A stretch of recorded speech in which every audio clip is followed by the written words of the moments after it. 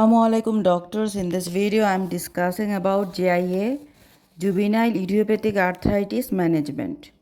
First of all, what are the differential diagnosis we can put? First of all, Juvenile Idiopathic Arthritis.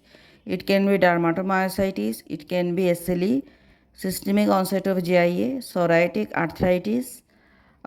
We can, like any arthritis, reactive arthritis, malignancy, IBD related arthritis, and oligo or poly. Remember, 5 joint, if 5 or more, that is poly, and 4 joint and less, that is oligoarticular GIA. This question they will ask. So how can I manage? First of all, after taking the history, I will revise my note. I will check the child vitals, full musculoskeletal examinations, examination of the rash, any rash present or not, eye examinations, because they have uveitis can be present, and blood culture or full blood count if need. We think any infection, then we can do. Okay, so examination, I will run some investigation. What is the investigations? Full blood count, I am thinking anemia, increased platelet and WBC count. Then inflammatory marker CRP, acute phase reactant, ESR, reflect activity of the disease. Then renal function test, urea and electrolyte plus creatinine, serum amyloid. Immunological, anti-double standard DNA, RF, ANA and ENA panel. HLA typing, HLA B27, CW6 in psoriasis. Then imaging X-ray of the joint where GIA, we can find soft tissue swelling, narrowing of the joint space and erosion of the joint later. Then eye examination for uveitis in oligo every 6 months if ANA positive, yearly if negative. Chronic painless uveitis leads to blindness if untreated. Then 2 bedside tests, blood pressure and random blood sugar for steroid toxicity. So mainly full blood count, ESR, CRP, X-ray of the involved joint, urea electrolyte, creatinine, uveitis sleep lab examinations, immunological study, anti-double stranded DNA and HLA typing.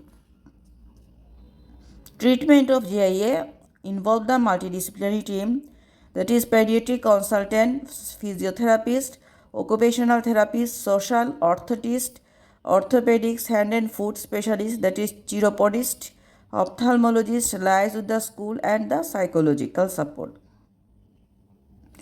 The treatment is non-medical and medical. Non-medical, rest and rise, easy to remember, rises. Rises is rest and restriction of the activity. I for eyes to limit the damage and decrease the swelling. C for compressions. E for elevation of the limb to reduce the swelling. Spleen for passive exercise, hydrotherapy, gentle exercise. So as for spleen, passive exercise, hydrotherapy and joint exercise. Gentle exercise. Okay. Medical treatment, we are giving NSAID, that is ibuprofen or naproxen, can be used in large dose for pain relief, antacids and required for GI side effects. Okay, so first NSAID we are giving. Steroid we can give like intra-articular triamcinolone, useful in oligoarticular, oral steroid prednisolone and injectable methylprednisolone. DMRDs, disease modifying anti-rheumatic drugs after rheumatology referral, methotrexate or cyclosporin, sulfasalazine, anthesis to anti-TNF, infliximab. Side effects is that hepatotoxicity, ulcerative stomatitis, low white blood cells, abdominal pain, acute pneumonitis, pulmonary fibrosis and kidney failure. Then biological DMARDs, these are immunomodulators, new drug treatment, anakinra, IL-1 inhibitor, escitabine, tocilizumab, these are interleukin-6 receptor antagonist. So anakinra and tocilizumab. What is the goal of treatment in GIA? Remember, switch off the inflammations, prevent the permanent damage, maintain the function and prevent deformity. Treatment of complication like eye affections, ensure the optimal nutrition, rehabilitation by the help of the team and ensure the optimal psychological support. So disease progression we can stop, prevent the damage, and complication need to identify, regular follow-up. These are the main treatment. We can give some advice like gentle exercise to prevent the joint deformity and maintain the function, steroid card and education about the steroid side effects, importance of follow-up with the team, and full education of the family about the nature of the disease.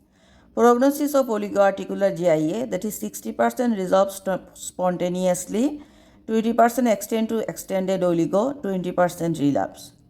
Persistent oligo is 4 joints from the start and extended oligo is 2 joints and after 6 months involve more than 4 joints. If ANA positive, then so EVIT is more likely.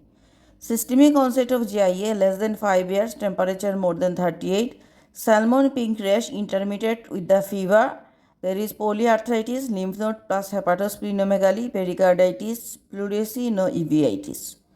Polyarticular GIA, rheumatic fever negative, there is symmetrical arthritis, temporomandibular joint. Remember temporomandibular joint affections.